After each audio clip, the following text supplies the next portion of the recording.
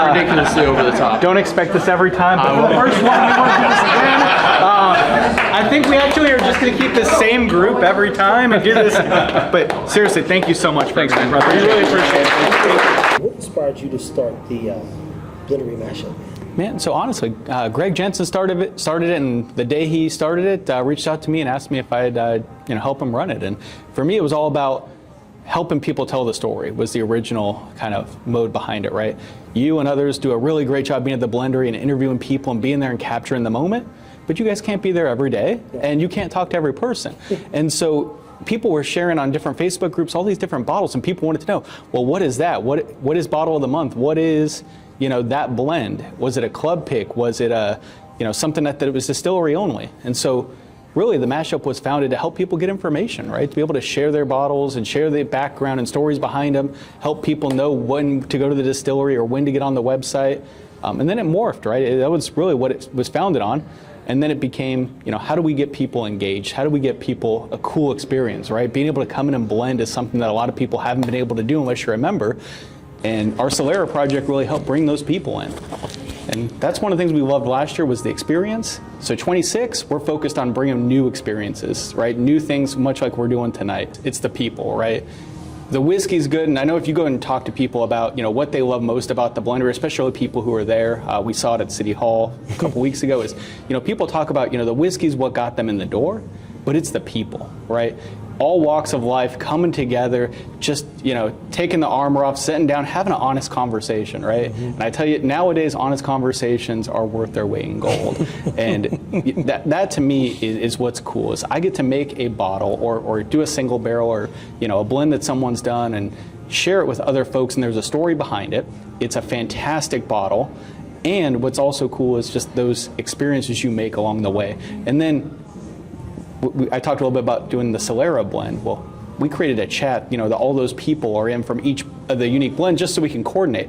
And those chats are still going live today. People who were there that day, those 5 or 6 people who made that blend, are now just talking about going up to Whiskey Tangos, going and doing this and that. And it's a connection that people made that was bigger than the whiskey.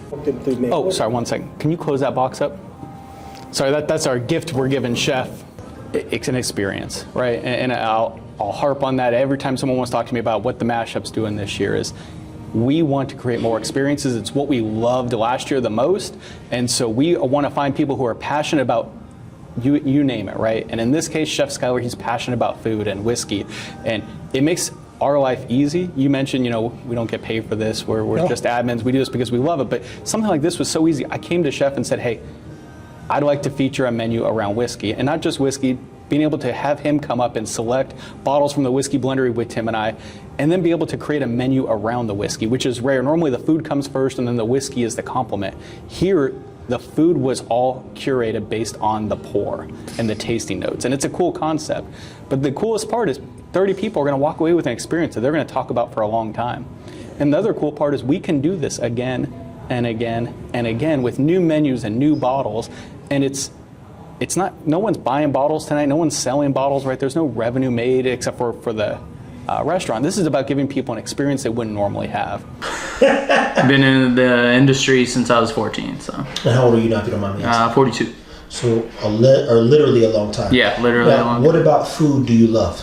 That it has endless possibilities. I love to play with food.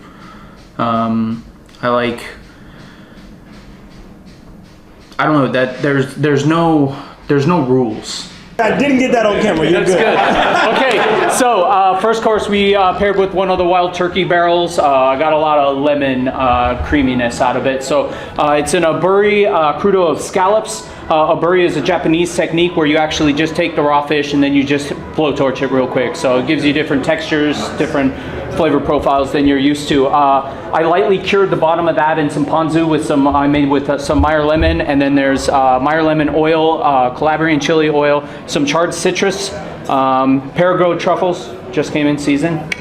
Right over top of that bad boy, some bee pollen from Ross's Rowdy Bees over in Rowlett, and a little sea salt, and some pickled red onions, and some fennel fronds, and a whole bunch of stuff. Please enjoy. Thank you. if it wasn't me, it'd be someone else, right? I'm not the special part here, right? What Tim does, and it's not just the whiskey. I mean, they put out great whiskey. That everything's small batch. Everything is, not released until it's perfect. But it's what you said. It's the personality. You walk in, it's the fellowship, right? Tim greets every person when he sees them when he walks in. If he doesn't know them, he makes a point to go up and shake their hand. And it's what they're doing within the community, right? The charity aspects. It's what they do for clubs and different groups within the community and allowing them to come in and create something special. All the way down to the first person who walked in there and said, I want to do a custom blend for whatever the reason was, right? And the experience is the same, whether you're someone who's running a club releasing 1,000 bottles a year, or you're someone who just walked in for the first time. And for me, when you find someone who's passionate about what they do, whether it be whiskey or food or guns or sports, being able to latch onto someone who already has a passion for it, it's easy. And Tim has a passion for it. Everyone he employs there has a passion for it. And at the end of the day, man, it's so easy to support someone like that. You got to think about all aspects of the experience, because food is an experience, from the visual aspects to the smell, to the textures, to the taste. So first and foremost, it has to taste good, but you also have to think outside the box to make sure that you can hit each one of your senses to actually make it an experience rather than just something to make a poop. It's the satisfaction that you get from other people's joy from what you put together. My first actual experience with real cooking was actually making chicken cordon bleu with my mom. And I was older, I was in my 20s when I first did it, and just the experience that I got with everybody having so much joy sitting around the table, the togetherness, and that being the centerpiece, and I fell in love with it right there. Walk us through how you became a lover of both whiskey and food. How did the two come together? You know what? I'm not really sure. I actually just happened into whiskey. I dabbled in scotch because that's what my dad drank, and I got sick one year and somebody gave me a little mini bottle of Blanton's and I turned it into a hot toddy, and I was like, this is better than beer. And what was the first meal that you made that made you realize cooking's it for you? Like, this is what I want to do the rest of my life. I don't know. I mean, it had to have been that chicken cordon bleu dish with my mom. I mean, ultimately, after that moment, I went and I toured a culinary school and I came out with tuition, and it just kind of happened really fast, and they kind of sold me and I got took, but in a good way. That's it right there. Food is, it's a conduit to relationships. You sit around a table with people that you love, and you enjoy good food, and it is the glue that will bring people together. You think of Thanksgiving and the political debates and fights, but Thanksgiving, no matter what you break it down to, starts with the food, right? It's a feast, and it's a feast with family and loved ones, and that's kind of what food is to me in a nutshell. I hope this is the first of many, but even if it's not, even if this is a one-time thing, I want 30 people tonight, myself included, to walk away hopefully making a connection with someone you've never met, hopefully have a connection with the food and the whiskey, and being able to share this event, whether it's in the gospel of the night and the friendships and the camaraderie and the food, just with other people. With that. Oh, wow. Tell me with the dick. With the dick. Alex wanted a video. I'm fantasized tonight. Oh, right. Oh, you blew it.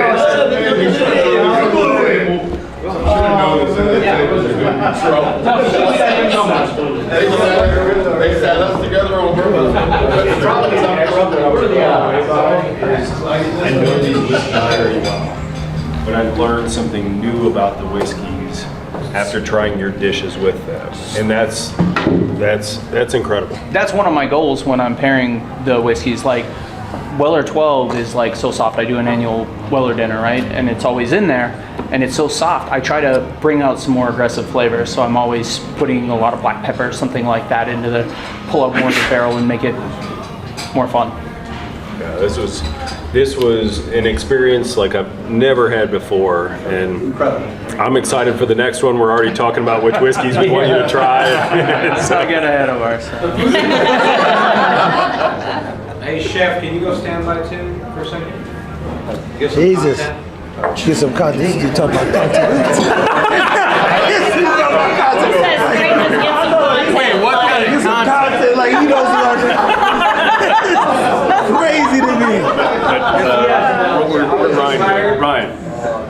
So this was 100% Ryan as a thank you for doing all of this and preparing all that the food for us, especially 30 people. I know that's not easy. Yeah, that's a thing. Yeah, so he got a little gift basket for you. Oh, you guys don't have to This do is that. everyone here, by the way. We pitched in because you get to put these together for so many clubs, and you never get to sit down and enjoy the food and the whiskey and experience of yourself. So we all want to just say thank you. We put together a little gift basket for you to take home. It's a small one, don't worry. No, but that's not we small. Just, That is ridiculously over the top. Don't expect this every time, but for the first one, we want to do this again. I think we actually are just going to keep the same group every time and do this. But seriously, thank you so much. Thanks, man. brother. We really appreciate it. Turn your camera off. We're done.